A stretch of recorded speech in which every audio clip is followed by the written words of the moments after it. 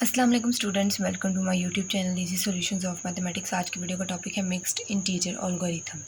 Mixed integer algorithm में हम लोग क्या करते हैं कि हम लोग जिस तरह फ्रैक्शंस आती थी ना हमारी, हम फ्रैक्शनल कट एल्गोरिथम करते थे, उससे काफ़ी सिमिलर है।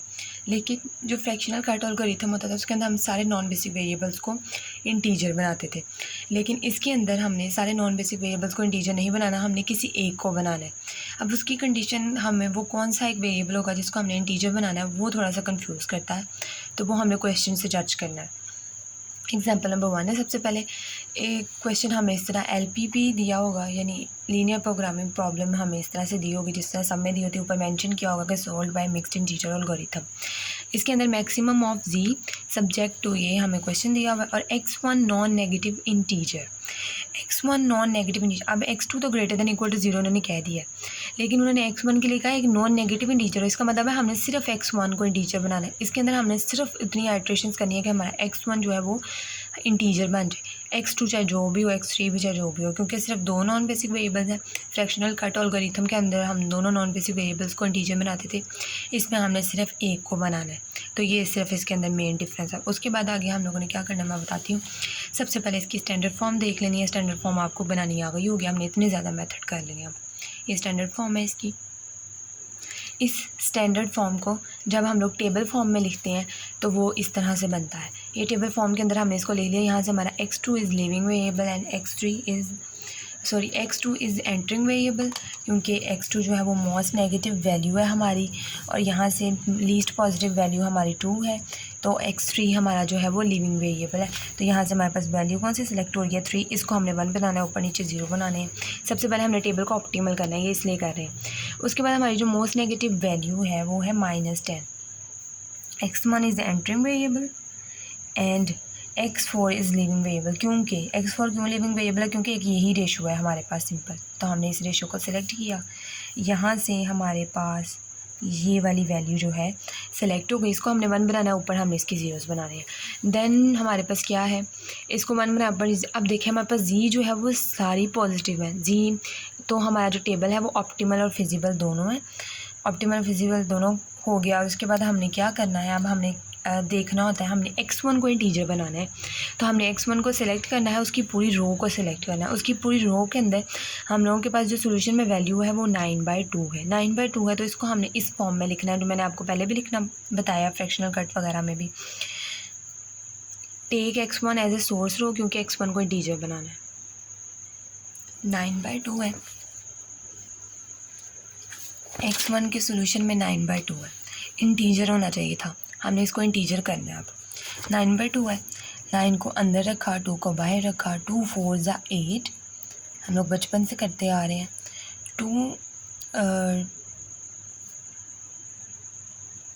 4 इंटू 1/2 आएगा ये, 4 इंटू 1/2, 4 इंटू 1/2 इसी तरह लिखेंगे ना हम लोग। अब इस फॉर्म में कन्वर्ट हो गया। उसके बाद हम लोग क्या करते हैं, हम लोग सिर्फ उसमें से फ्रैक्शन वाले पार्ट को देखते हैं, क्योंकि हमने फ्रैक्शन को ख़त्म करना है, तो हम फ्रैक्शन वाले पार्ट को देखते हैं। अगर आपने फ्रैक्शन कट वाली वीडियो देखी होगी मेरी, तो उसके अंदर में मैंने डिटेल से बताया काफ़ी, मैंने दोबारा बता दी। x1 की पूरी रो को सिलेक्ट कर लिया। उसका जो सोल्यूशन है वो हमारा, हमने उसको इंटीजर फॉर्म में कन्वर्ट करना है। 9/2 का हमने इस फॉर्म में लिख लिया। अब इसकी हमें फ्रैक्शन देखनी है, वो क्या है 1/2। अब क्योंकि फ्रैक्शन जो है वो x1 की है, तो f1 इज़ इक्वल टू 1/2 आ जाएगा हमारे पास। उसके बाद हमने इसके लिए एक फार्मूला यूज़ करना है। वो फार्मूला किस तरह से हमने यूज़ करना है कि हमने इस रो को लिखना है, इसमें हमने वैल्यूज़ देखनी है कि पॉजिटिव कौन सी नेगेटिव कौन सी, तो उनको लिखने का तरीका अलग होगा। अब मैं इसको नेक्स्ट पेज पे चलो बताती हूँ। इसको मैं अलग से लिखना बताती हूँ आपको कैसे हम लोगों ने करना है। हमने कोई भी एक बेसिक वेरिएबल ले लेना है। हम फॉर एग्जांपल s1 ले लेते हैं, क्योंकि फ्रैक्शन ऑफ x1 है, तो हमने f1 लिया है, तो हमने इसी के हिसाब से काम करना है। तो इसका जो बेसिक वेरिएबल है वो भी हम s1 ले लेते हैं। ये हमने एक खुद से लेना है, उसमें से हमने माइनस करवाना है इन वैल्यूज़ को सिवाय इसके। अब ये वाली वैल्यू हमने सेलेक्ट नहीं करनी, क्योंकि x1 के लिए हम लोग काम करें। इसको छोड़ के जो बाकी 3 वैल्यूज़ हैं, बल्कि बाकी 3 वैल्यूज़ भी नहीं, हम लोगों ने सिर्फ फ्रैक्शन वाली वैल्यूज़ को देखना है। जिस तरह हम फ्रैक्शनल कट में देखते थे ना, आपने इसी तरह फ्रैक्शन वाली वैल्यूज़ को देखना है सिर्फ। इस पूरी रो में हमारे पास सिर्फ 1 2 फ्रैक्शन वैल्यूज़ हैं, 2 फ्रैक्शन वैल्यूज़ हैं। एक बेसिक वेरिएबल हम लोगों ने ले लिया S1, उसमें से हमने माइनस करवाना है। सबसे पहले हम लोगों ने जो पॉजिटिव वैल्यूज़ होंगी ना उनको माइनस करवाना है। तो 3/2 जो है हमारा वो 4 के नीचे आ रहा है। तो 3/22 इंटू 4, तो ये आ गया माइनस 3/22 इंटू x4। अब हम लोगों ने माइनस करवाना है इसको, लेकिन ये तो पॉजिटिव है।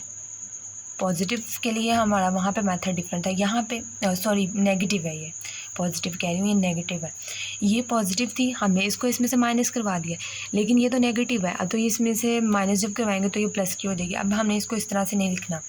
जो नेगेटिव वैल्यू होगी उसको लिखने का तरीका क्या होगा, हमारे पास फ्रैक्शन क्या है 1/2, हम लोगों ने लिखना है माइनस 1/2 डिवाइडेड बाय 1 माइनस 1/2, यानी जो फ्रैक्शन होगी हमारी उस वैल्यू की 1/2 वो डिवाइडेड बाय हमने 1 में से उसी फ्रैक्शन को माइनस कर देना है।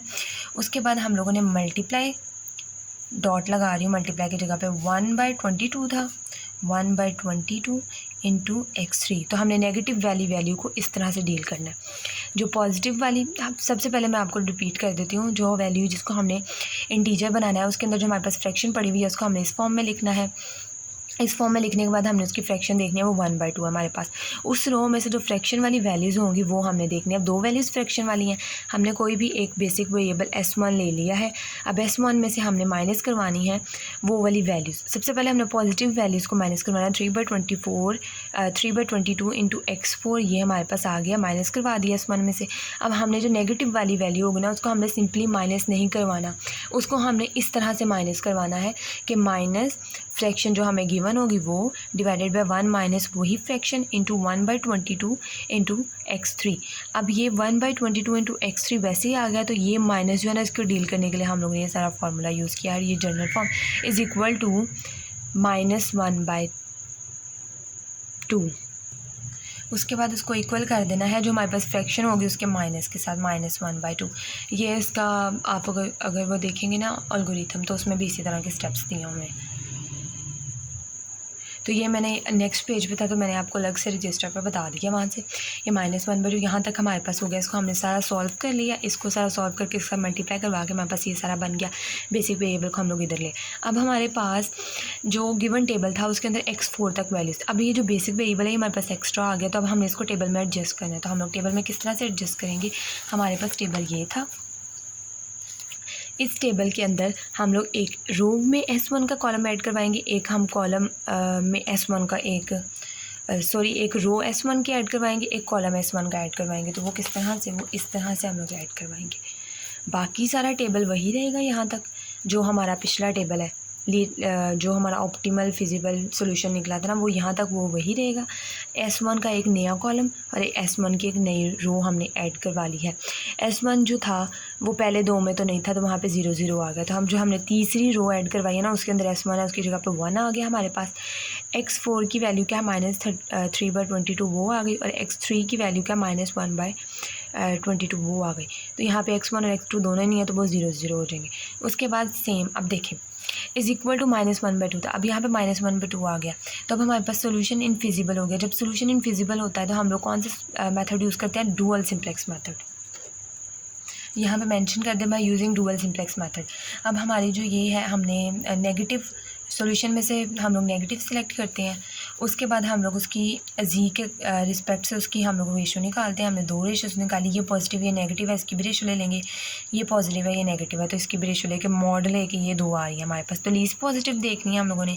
लीस्ट पॉजिटिव के हिसाब से हमारा 10 आ रही है, तो हमारा जो एंटरिंग वेरिएबल होगा वो x4 होगा। तो आप लोग नीचे मेंशन कर दीजिएगा कि x4 is entering variable and S1 is leaving variable. शुरू से अब तक जब भी हम कोई बेसिक वेरिएबल जो टेबल में ऐड करवाते हैं ना, तो वो लीव भी वही करता है। तो ये वाली वैल्यू हमारे पास सेलेक्ट होगी, इसको हमने 1 बनाना है, ऊपर हमने सारे ज़ीरोज़ बनाने। ये 1 बना के ऊपर सारे ज़ीरोज़ करने हैं हमने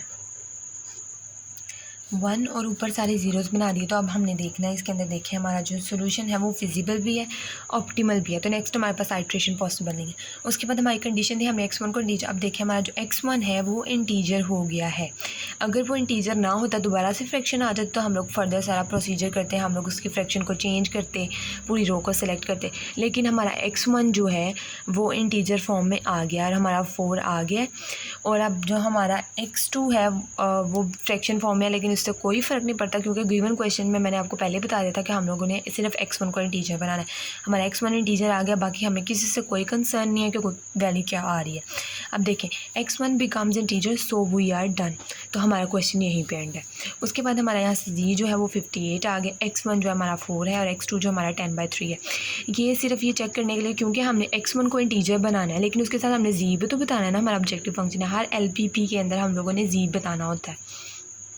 z 58 है, x1 जो है वो हमारा 4 है और जो हमारा x2 है वो 10/3 है। तो गिवन ऑब्जेक्टिव फंक्शन है उसके अंदर हमने ये वैल्यूज़ पुट कर दी, तो हमारा ये 58 इज इक्वल टू 58 है, तो हमारा वेरीफाई भी होगा। इस तरह से हमें पता चल गया हमारी z की वैल्यू ठीक है।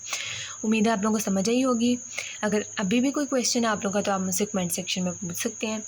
मेरी वीडियो पसंद आई है तो प्लीज़ वीडियो को लाइक करें। अगर अभी तक आपने मेरा चैनल सब्सक्राइब नहीं किया तो प्लीज़ मेरे चैनल को सब्सक्राइब करें। Thank you so much.